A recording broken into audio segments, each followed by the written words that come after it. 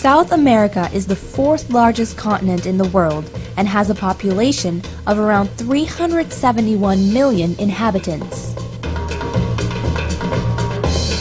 We find Chile on the west coast of this continent, a long, narrow country stretching 4,300 kilometers from north to south. In contrast to the great length, Chile is very narrow, averaging only 180 kilometers in width. Because of the country's length, it encompasses many different climates. In the north, you can find arid desert. In the center, you have more Mediterranean climate, and further south, it is very wet with large expanses of forest. In the far south, you can find ice fields and frozen wastes. Chile borders on 3 other countries. To the north is Peru. In the northeast, Bolivia. However, the majority of Chile's border is with Argentina.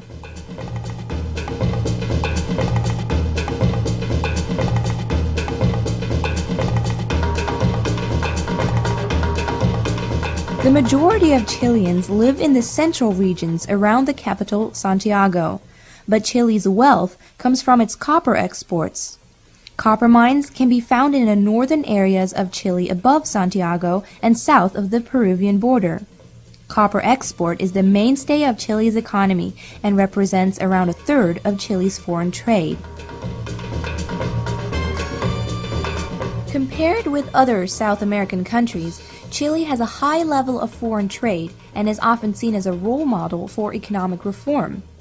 The Global Competitiveness Report from 2009-2010 ranks Chile as being the 30th most competitive country in the world and the first in Latin America, well above from Brazil, which is 56th, and Argentina, which ranks 85th.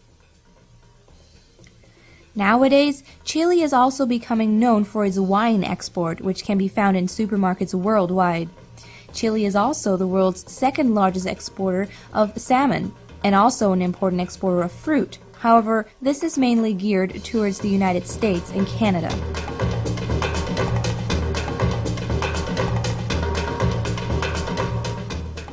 As a tourist, Chile is an amazing location, as long as you have the time.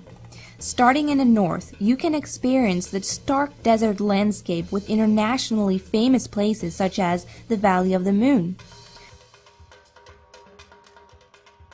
Further south, just above Santiago, you can find the Valparaiso, which has a lot of British influence and is famed for being perhaps the most charming coastal town in Chile.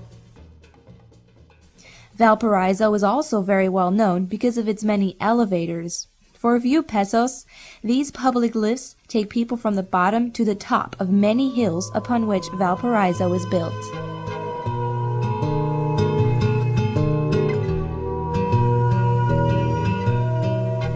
Santiago is a bustling city with over 5 million inhabitants.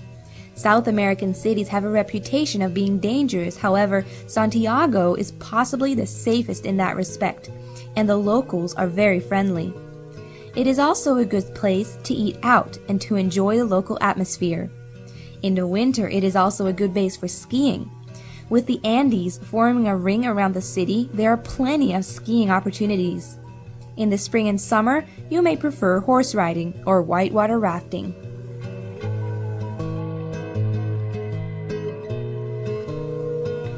Santiago de Chile is the financial, cultural, and political center of the country.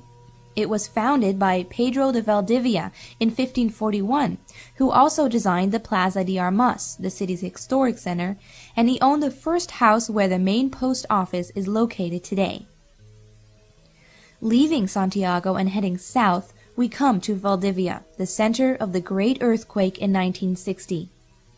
The earthquake in 2010 also caused minor damage in the city. However, it brought back memories to many who had experienced what is still the world's largest earthquake in recorded history.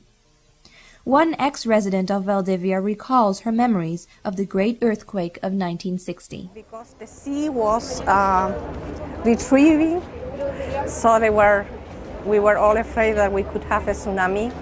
So we all ran into the mountains, and we were there until 7 in the morning. We didn't come back, And then everything was quiet. The sea went back to his own place. So, but you still are scared every night, you know, when you go to bed and you live right next to the beach, you're kind of scared. Yeah.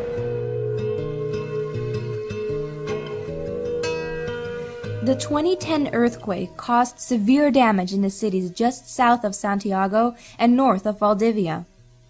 Although a strong earthquake, registering 8.8 on the Richter scale, compared to similar shocks in other countries, Chile was soon on its feet again.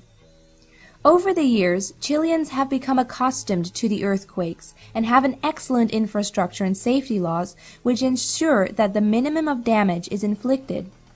It is very clear to see when things go wrong and these laws are not upheld. Even modern buildings are no match for an earthquake if they are badly built.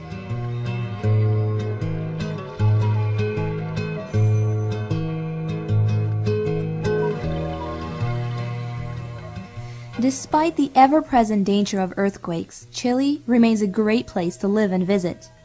It is a land of contrasts, a friendly country, and one you can easily grow to love.